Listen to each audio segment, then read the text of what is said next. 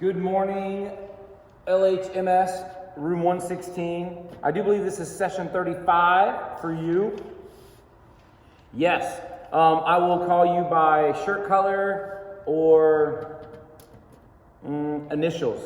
So, SN, are you ready? Okay.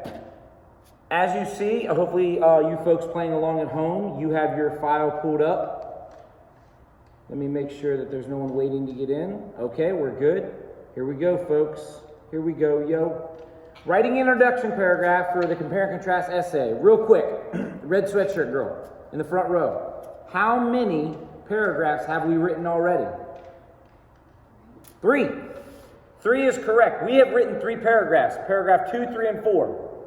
However, we need the introduction and the conclusion. Today and Monday, we will work on the introduction. And just like paragraphs 2, 3, and 4, there is a pattern, there is a layout, there is a system. And we just got to work through it. And once we work through it, you'll be able to do it for anything compare and contrast wise. Here we go.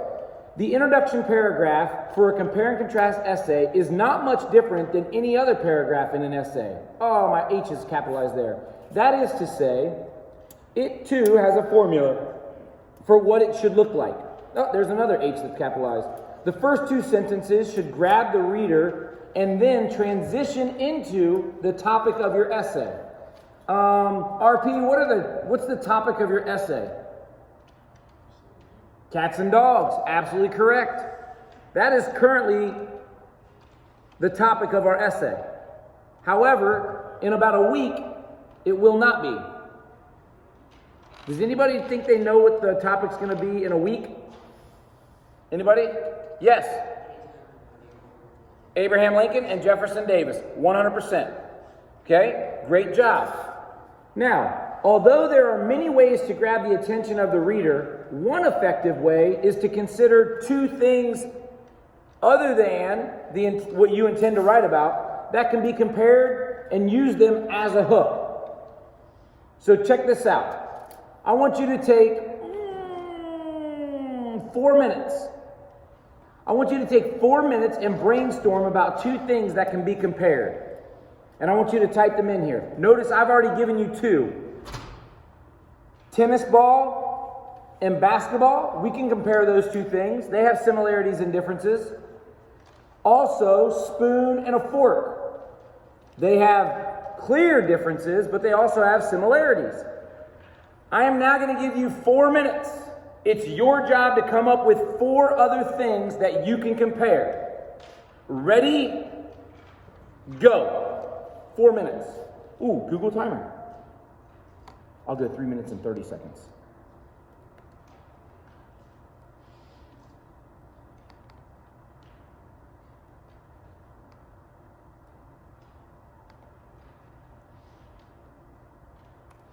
Oh, it started.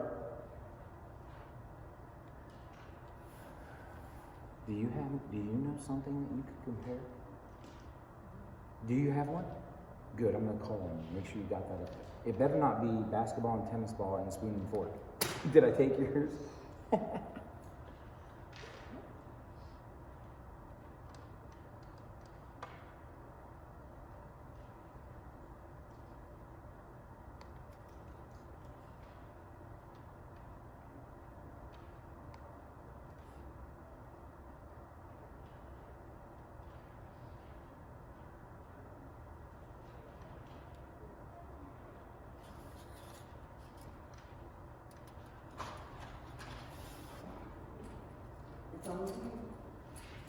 We've only just begun.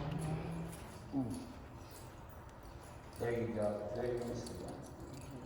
Nice. Nice. Can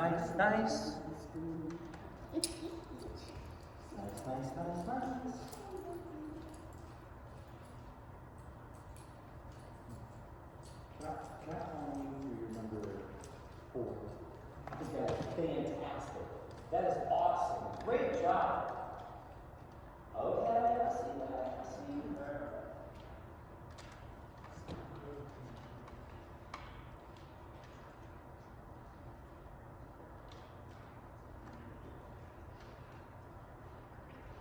Oh, that's a good one. Your number 3 is a good one.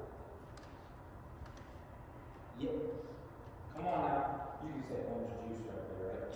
What's that? Yeah. Good job. Great job.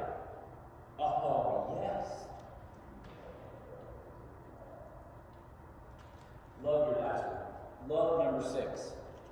Stinking love it.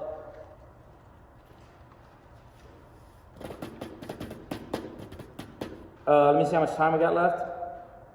If you're playing along at home, hopefully you're coming up with some things that can be compared.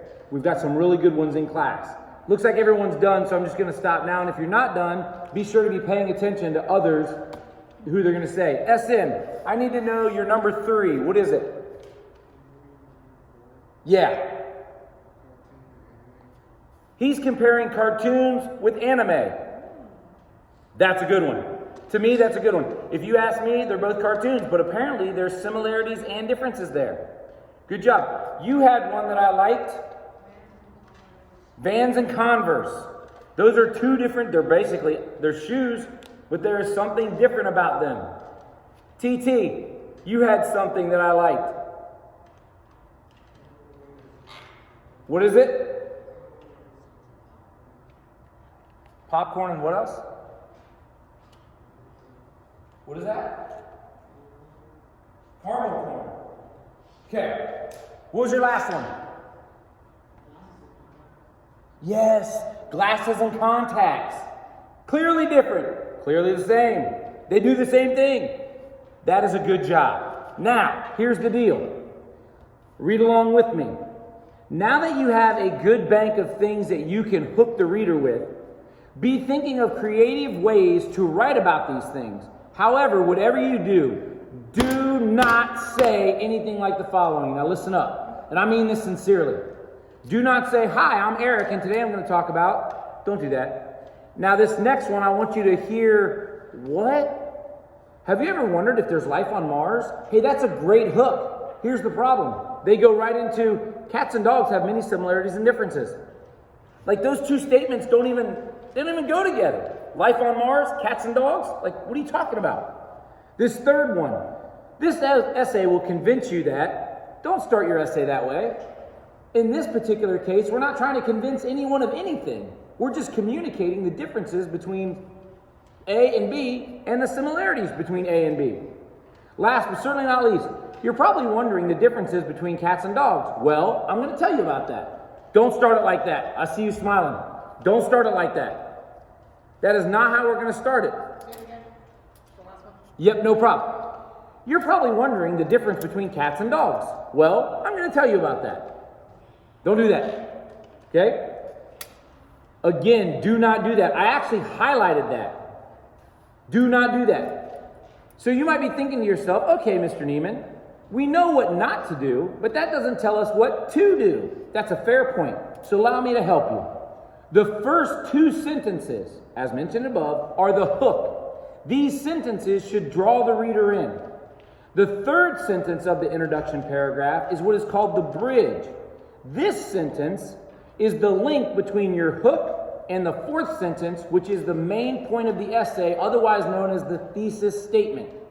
And RP already told us, our thesis is the similarity and differences between cats and dogs, in this case.